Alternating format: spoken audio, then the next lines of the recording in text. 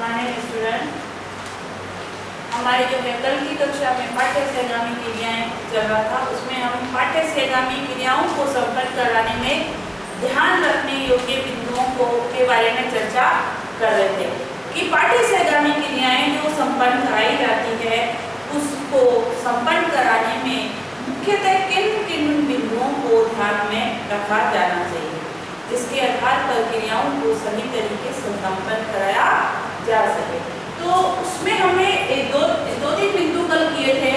उसके बाद आज हम जो नेक्स्ट करते हैं क्रियाओं के संचालन, क्रियाओं के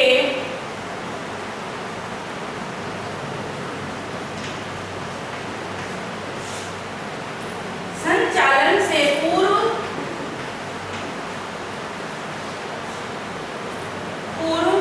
उसका पर्याप्त प्रसार हो, कि जो भी पाठ्य सहगामी क्रियाएं आयोजित कराई जा रही हैं उसको आयोजित करने से पूर्व बालक को उसके बारे में विस्तृत जानकारी कराई जानी चाहिए।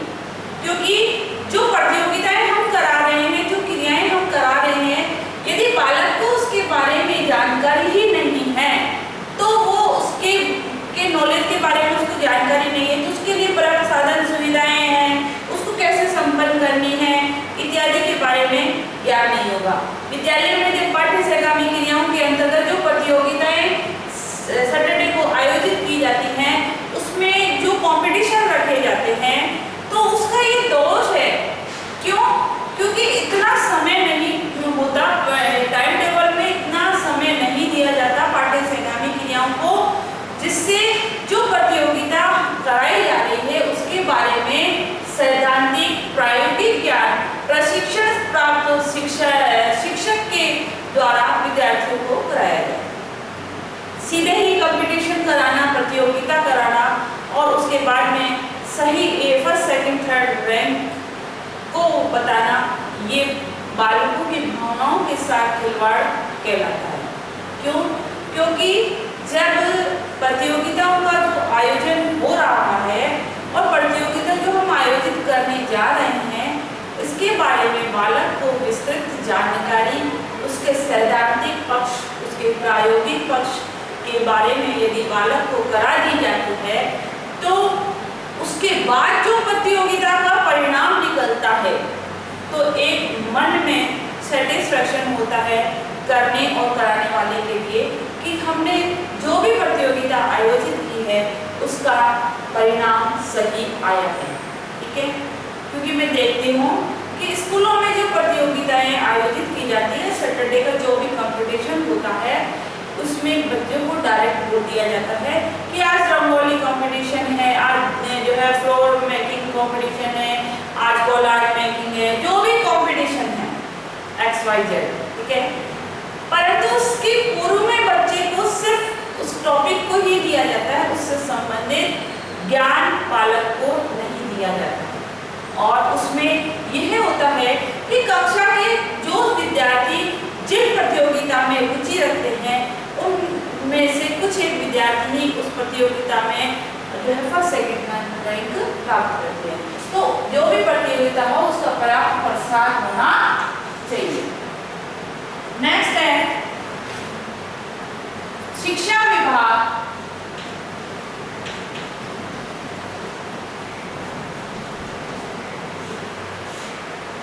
शिक्षा विभाग को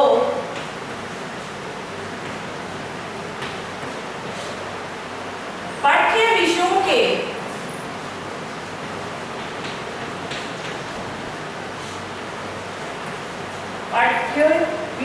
के समान ही पाठ्य सहगामी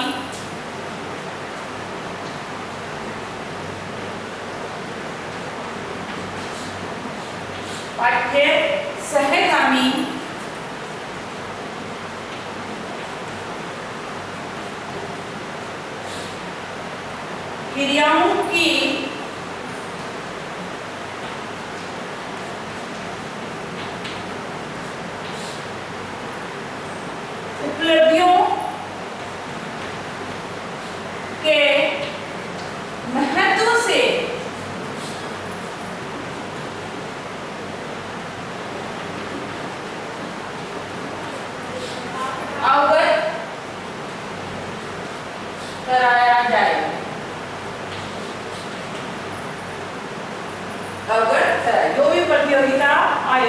जा रही है उसको आयोजित करने के पीछे क्या उद्देश्य है, उसका क्या महत्व है, भविष्य में उसका क्या उपयोग हो सकता है, उसके बारे में बालक को जानकारी कराई जानी चाहिए ताकि वो प्रतियोगिता में उत्साह के साथ में भाग लेने का प्रयास करे।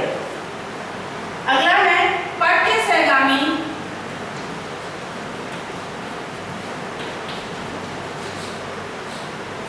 पाठ्य सहगामी क्रियाओं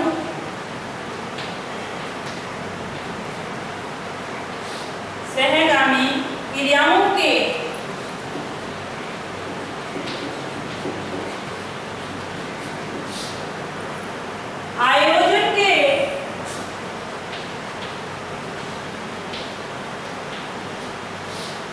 आयोजन के परिणाम से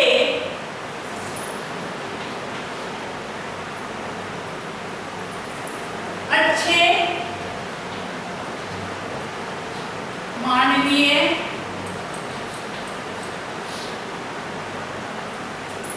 संबंध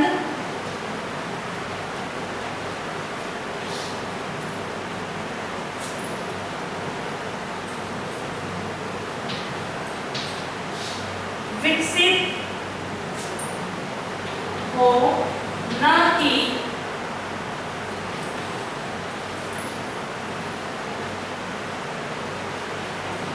ईर्ष्या द्वेष। ठीक है, जो भी सहगामी क्रियाओं का परिणाम आता है उससे बालक के मन में कोई भी अंतर द्वंद्व नहीं चलना चाहिए, परिणाम जो है सेटिस्फैक्टरी होने चाहिए और मन में यदि उसको लेके कोई उथल पुथल होते हैं, निष्पक्षता होनी चाहिए, तो परीक्षा सहगामी क्रियाओं से बालक का रुझान जो है अलग होता चला जाता है, दूर होता चला जाता है। इसलिए जो भी पाठ्य सहगामी क्रियाएं हम आयोजित किए करते हैं उसको आयोजित करने में जो है बालकों के अंदर पूरा जोश उत्साह होना चाहिए। अब है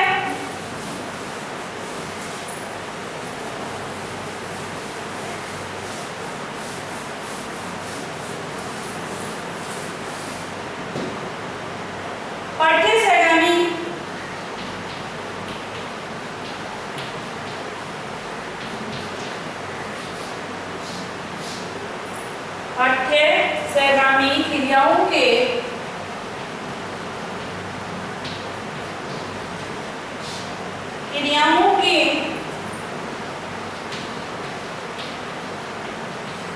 गठन में या आयोजन में कठिनाइयां, क्या क्या कठिनाइयां जो है इनके आयोजन में आती है।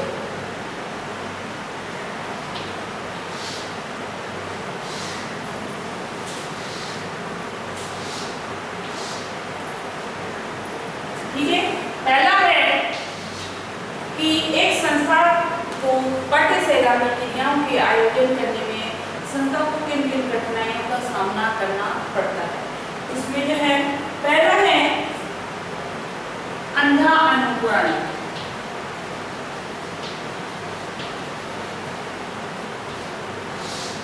अंधा अनुकरण से मतलब ये होता है भेड़ चाल।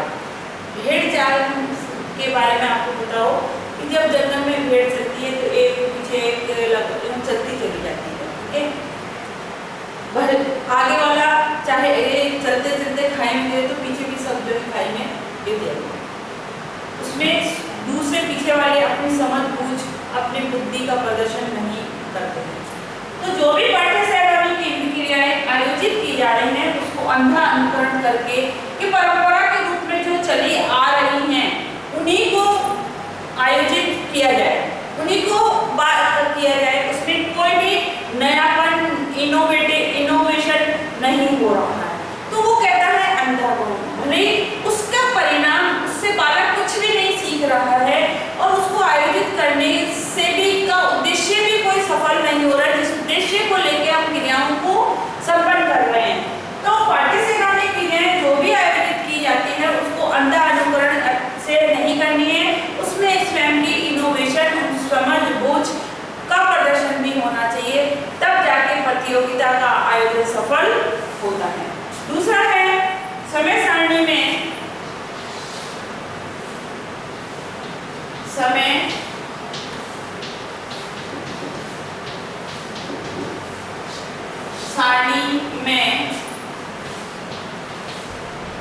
व्यवधान कम, क्योंकि हमारी शिक्षा का उद्देश्य शैक्षणिक गुणवत्ता को बढ़ाना या शिक्षा प्रणाली जो है पूर्णतः शिक्षा पर आधारित है। तो जो टाइम टेबल बनाया जाता है विद्यालय का, उस विद्यालय के पाठ्यक्रम में पाठ्य सहगामी क्रियाओं को कम स्थान देते हैं, कम समय दिया जाता है, तो उसको आयोजित करने का अवसर भी कम मिलता है, क्योंकि सैद्धांतिक ज्ञान, विषयवार सैद्धांतिक ज्ञान अधिक होने पर प्रैक्टिकल वर्क को कम समय दिया जाता है, टाइम कम होता है। इस कारण से जो है समय सारणी में, टाइम टेबल में इसको समुचित समय नहीं मिलता और उससे बालक को नई नई प्रतियोगिताओं को सीखने के अवसर भी नहीं मिलते। एक तरह से जल्दबाजी में, या हम ये कह सकते हैं फॉर्मेलिटी के रूप से कि क्योंकि ये करानी है तो उसको कराना, वो एक उस सहगामी क्रियाओं को कराने का उद्देश्य नहीं है। टाइम टेबल में उसको समुचित समय मिलना चाहिए जिससे वह क्रियाएं समयवार, क्रमवार आयोजित की जा सके। तीसरा है साधनों का अभाव। साधनों का अभाव, जो साधन सुविधाएं हैं जिस प्रतियोगिता को करने के लिए जो भी साधन सुविधाओं की आवश्यकता होती है, वह साधन सुविधाओं का पर्याप्त ना होना प्रतियोगिता के आयोजन में जो है व्यवधान उत्पन्न करता है। ठीक है, तो जो भी प्रतियोगिताएं आयोजित की जा रही हैं विद्यालय के अंदर, उसके अंदर जो है पर्याप्त साधन उसके लिए होने अनिवार्य है। अगला है अध्यापकों की, चौथा है अध्यापकों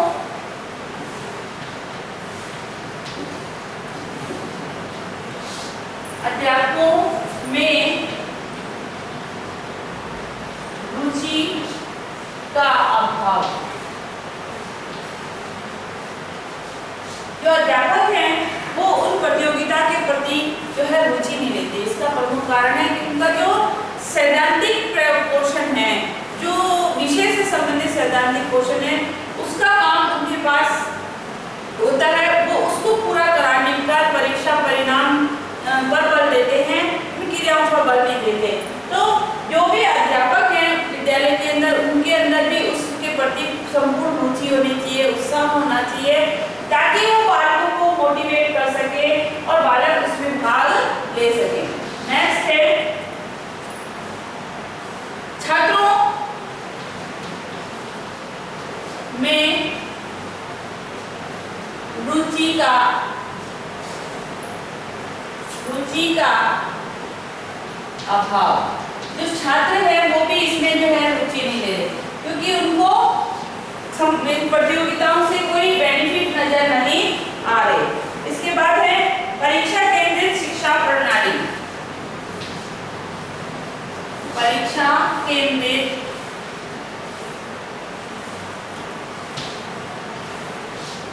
शिक्षा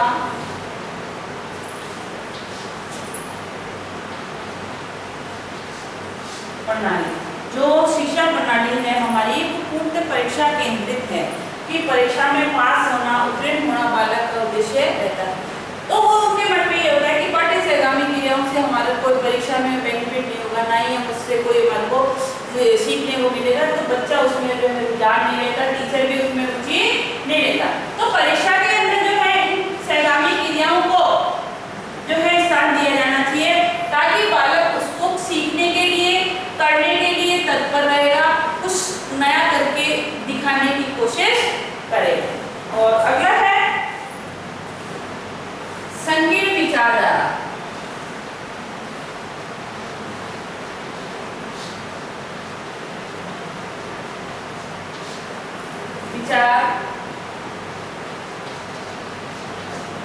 नैरो माइंडेड सोच जो होती है वो इन प्रतियोगिताओं को आयोजित करने में व्यवधान उत्पन्न करती है। जब हम कल्चरल प्रोग्राम करते हैं तो उसमें वर्तमान में जो जैसे समय की मांग होती है उसी के अनुसार उसमें इंटरेस्ट आता है, बालकों को रुचि आती है और वो वैसे ही करने की कोशिश करता है। और जो ऑब्जर्वर होते हैं, क्योंकि जनरेशन गैप बालकों में और टीचर्स में एक जनरेशन गैप होता है, और वो जनरेशन गैप जो है सोच में संकीर्णता लाता है। हमारे समय जो चलता था, जो गाने चलते थे, जो पिक्चर चलती थी, वो एक अलग थे। अभी जो वर्तमान में जो चल रहे हैं, पाश्चात्य संस्कृति का जो प्रभाव बहुत अधिक दिखाई दे रहा है, उसका शिक्षा पर भी प्रभाव दिखाई दे रहा है। बच्चों के मानसिक शारीरिक पक्ष पर भी ध्यान उसका प्रभाव दिखाई दे रहा है। तो जो बालक उसमें सिलेक्शन करते हैं, टीचर्स उनका को सेलेक्ट नहीं करते, तो वो एक दायरा मेंटेन हो जाता है। तो उसमें भी हमको कुछ अच्छा सा विषय मैटर निकाल कर बालक को दोनों संस्कृतियों को मिलाते हुए कार्य करने पर बल दिया जाए, तो जो है संकीर्ण सोच खत्म होगी और बालक उसमें भाग लेने की कोशिश करेगा। जब हम पढ़ते थे कॉलेज स्तर पर, तो जब हमारे कल्चर वीक आयोजित किया जाता था, तो वहाँ पर जो प्रतियोगिता आयोजित की जाती थी, जिसमें विशेषकर डांस प्रतियोगिता के बारे में मैं बता रही हूँ कि 2,500 की स्ट्रेंथ का हमारा कॉलेज था, गवर्नमेंट कॉलेज। तो उसमें कंपटीशन के डांस कंपटीशन के अंदर, वो भी एकल डांस, विशेषकर एकल डांस में लड़कियाँ नो डाउट बहुत अच्छा प्रेजेंटेशन करती थी, पर उसमें वो पुराने क्लासिकल गाने और इत्यादि लेती थी। तो कम से कम 500-600 लड़कियां उसमें एंट्री करा देती थी। एक कंपटीशन 4 से 5 दिन तक चलता था लगातार, पूरे दिन, क्योंकि इतनी एंट्री है। तो धीरे धीरे उसमें क्या हुआ, परिवर्तन कर दिया गया और उसमें ये कर दिया कि अब जो है फिल्मी गानों पे कोई भी डांस नहीं करेगा। तो एक संकीर्णता आ गई, क्षेत्र लिमिट हो गया, तो कॉम्पिटिटर भी कम हो गए। तो ऐसी सोच जो है प्रतियोगिता के आयोजन में बालकों के को सोचने पर विवश कर देती है।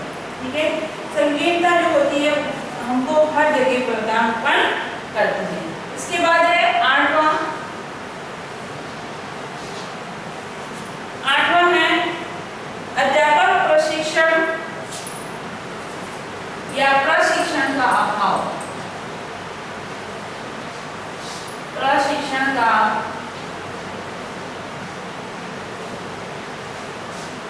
अभाव कि अध्यापकों को, शिक्षकों को और टीचर्स को, बालकों को इसके लिए प्रशिक्षण देने वाला विद्यालय में उपलब्ध नहीं होता है, जिससे जो है बालक कुछ सीख नहीं सकता है। तो एक प्रशिक्षण के लिए जो है स्थान होना चाहिए, जिससे बालक उसमें सीख सके। इसके बाद है कि जो J.S.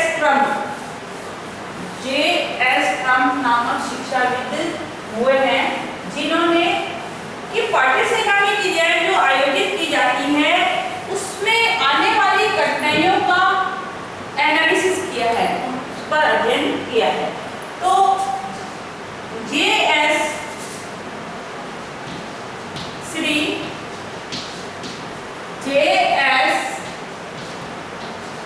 ट्रम्प ने 1628 छात्रों का जो है इंटरव्यू लिया या उनसे क्वेश्चन पूछे।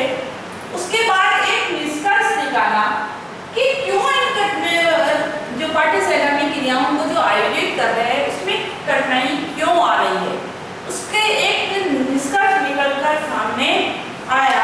तो उन्होंने विश्लेषण करके बताया कि पहला जो कठिनाई है वो है इन प्रवृत्तियों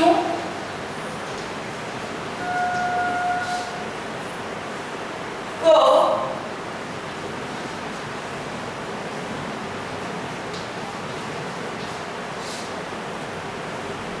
विद्यालय का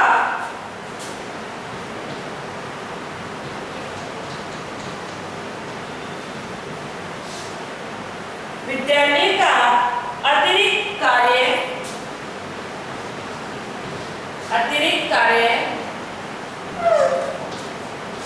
मानकर मानकर कम समय दिया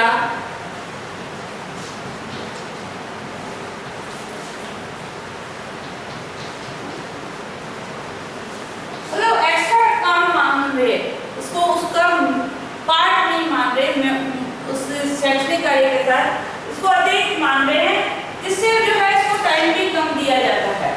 दूसरा है इन प्रवृत्तियों के संचालनकर्ता जो है में कौशल, संचालनकर्ता जो है संचालनकर्ता में कौशल का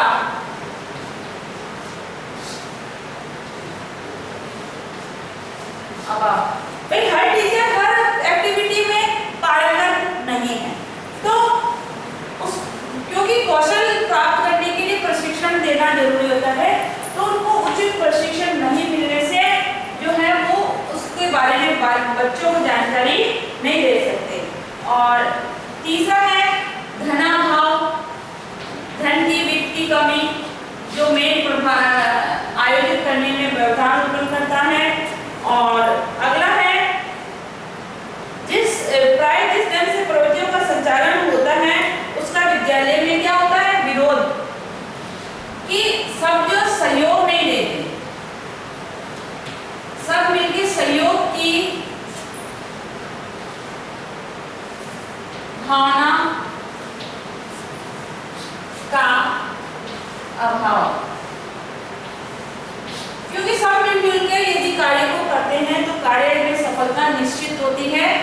इसलिए जो है इन प्रवृत्तियों को आयोजित करने में विद्यालय में जो है कठिनाइयों का सामना करना पड़ता है। अब है इसके प्रकार, पाठ्य सहगामी क्रियाओं के प्रकार। प्रकार में मैंने आपको वैसे कल बता ही दिया था कि कौन कौन से प्रकार है, सांस्कृतिक,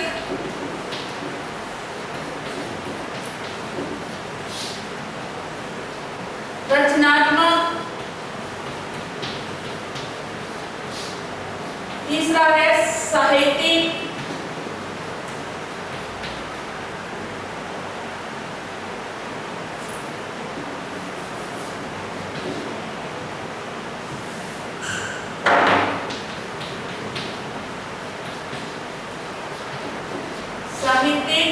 चौथा है खेलकूद,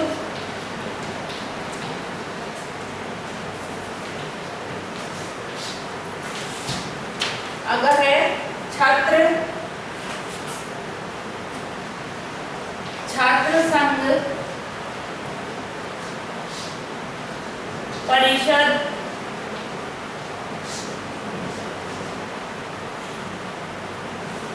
संगीत, नाट्य, ये जो है इनके पाठ्य सहगामी क्रियाओं के प्रकार हैं। इन प्रकारों को ध्यान में रखकर विद्यालय के अंदर पाठ्य सहगामी क्रियाओं का आयोजन किया जाना चाहिए। अब है आपका गृह कार्य का प्रश्न है,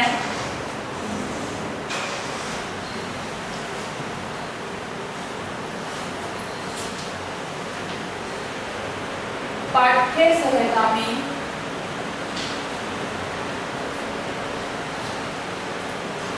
क्रियाओं के